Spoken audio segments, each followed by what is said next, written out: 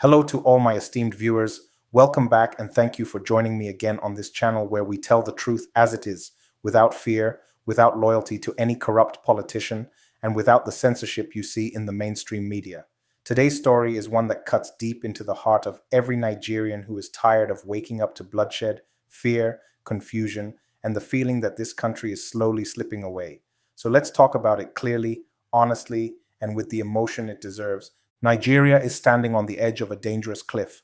From Zamfara to Plateau, from Abuja to Kaduna, from the forests of Niger State to the highways of the south, insecurity has now become the everyday reality of millions. Traveling by road feels like walking into an ambush. Sending children to school feels like a gamble. Farmers can't go to their farms. Villagers can't sleep at night. Every week, someone is being kidnapped, killed, displaced, or terrorized. This is the Nigeria many of us never imagined we would see in our lifetime. And in the middle of all this fear and uncertainty, the PDP has dropped a bombshell accusation that President Bola Ahmed Tinubu has surrendered to terrorists. It's a bold claim, a heavy claim, but it reflects the growing frustration of ordinary Nigerians who no longer feel protected by the people they elected to defend them.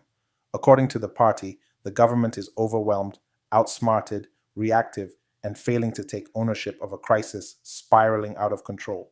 Think about the events of the last few weeks alone. Police officers ambushed and murdered, schools forcefully invaded with dozens of children dragged away into forests, soldiers attacked on rescue missions, communities wiped out overnight, entire local governments living under constant fear of terrorists who move freely, openly, boldly, as if they are the ones running the system.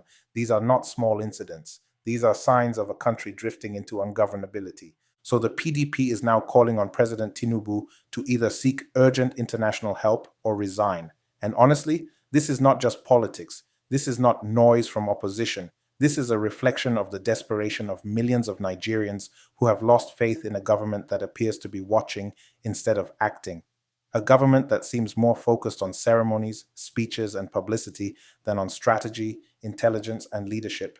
A government that behaves as though it doesn't understand that insecurity is not a headline, it's a daily life or death reality for every Nigerian. Let's be honest with ourselves. We are living through one of the darkest security periods in our national history. And the scary part? It didn't happen suddenly. It has been building gradually, slowly eroding the confidence of Nigerians until we reached a point where terrorists are now negotiating openly, attacking boldly, and operating as parallel governments. You see, this situation raises deeper questions about the Nigerian state itself.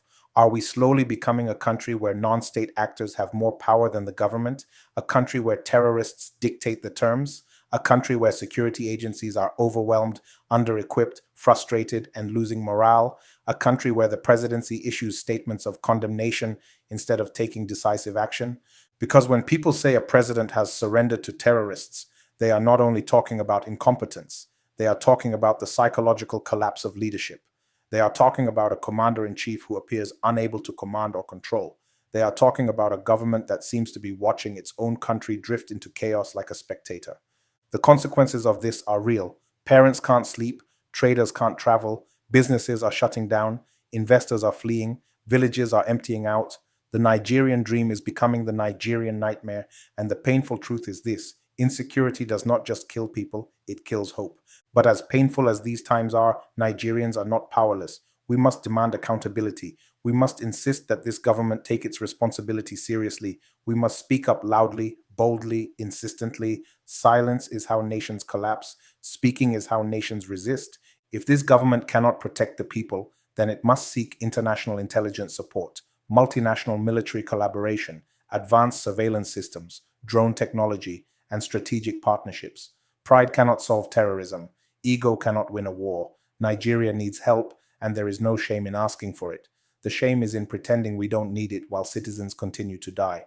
More importantly, Nigeria must return to strong community-based intelligence, proper funding for security forces, real border control, and a government that listens to security experts instead of political friends. We must reject the culture of complacency and demand a culture of action.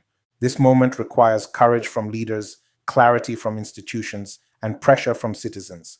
We cannot continue waiting for the next tragedy, the next headline, the next condolence message. Nigeria needs leadership that acts, not leadership that reacts, leadership that protects, not leadership that excuses, leadership that is present, not leadership that performs. My people, you watching this video right now, you are part of this fight for a safer Nigeria. Civic consciousness is no longer optional, it is survival. We must stop normalizing bloodshed. We must stop accepting excuses. We must stop defending politicians who cannot defend us. Nigeria belongs to the people, not to those occupying the offices of power. To all well-meaning Nigerians, let this message sink deeply. Nigeria cannot afford passive leadership at a time when terrorists are becoming more active.